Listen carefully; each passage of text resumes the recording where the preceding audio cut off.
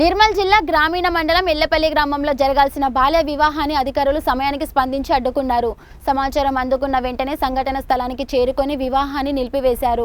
ఈ సందర్భంగా బాల్య వివాహ నిరోధక చట్టం 2006 ప్రకారం 18 ఏళ్ల లోపు బాలికలకు 21 ఏళ్ల లోపు బాలురకు వివాహం జరపడం నేరమని వివరించారు. ఉల్లంఘనలకు కఠిన చర్యలు తీసుకుంటామని హెచ్చరించారు.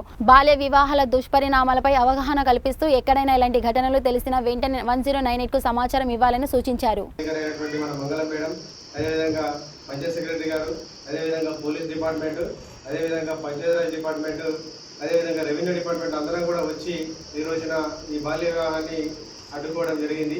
ఇక్కడ వీళ్ళు ఈ మైనర్ బాలికకు వివాహాన్ని నిశ్చయించడం జరిగింది.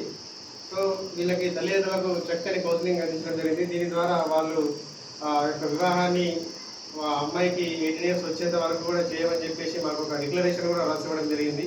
మంచి కౌన్సిలింగ్ ద్వారా అంటే వాళ్ళకు క్లియర్గా బాల్య వివాహం ద్వారా జరిగేటటువంటి పరిణామాలను వివరించడం జరిగింది. ఉదాహరణకు పోషకాహార లోపం కానివ్వచ్చు, ఆరోగ్య సమస్యలు కానివ్వచ్చు, శారీరక ఎదుగుదల కానివ్వచ్చు, వీటన్నిటిని కూడా చాలా స్పష్టంగా ఎక్స్ప్లెయిన్ చేయడం ద్వారా వాళ్ళు వారి యొక్క వివాహాన్ని పోస్ట్పోన్ చేయడం జరిగింది. 18 years నిండిన తర్వాతనే వివాహం చేస్తామని చెప్పేసి డిక్లరేషన్ కూడా రాసుకోవడం జరిగింది. అంతేకాకుండా చట్టపరంగా ఉన్నటువంటి కాంప్లికేషన్స్ అన్నిటిని కూడా ఎక్స్ప్లెయిన్ చేయడం జరిగింది. ఎవరైతే ఈ వివాహాన్ని పూనుకుంటారో, వారికి వివాహానికి సపోర్ట్ చేస్తారో, వివాహాన్ని చేయాలని నిర్ణయించుకుంటారో వారికి 2 సంవత్సరాల జైలు శిక్ష చట్టపరంగా ఉంది.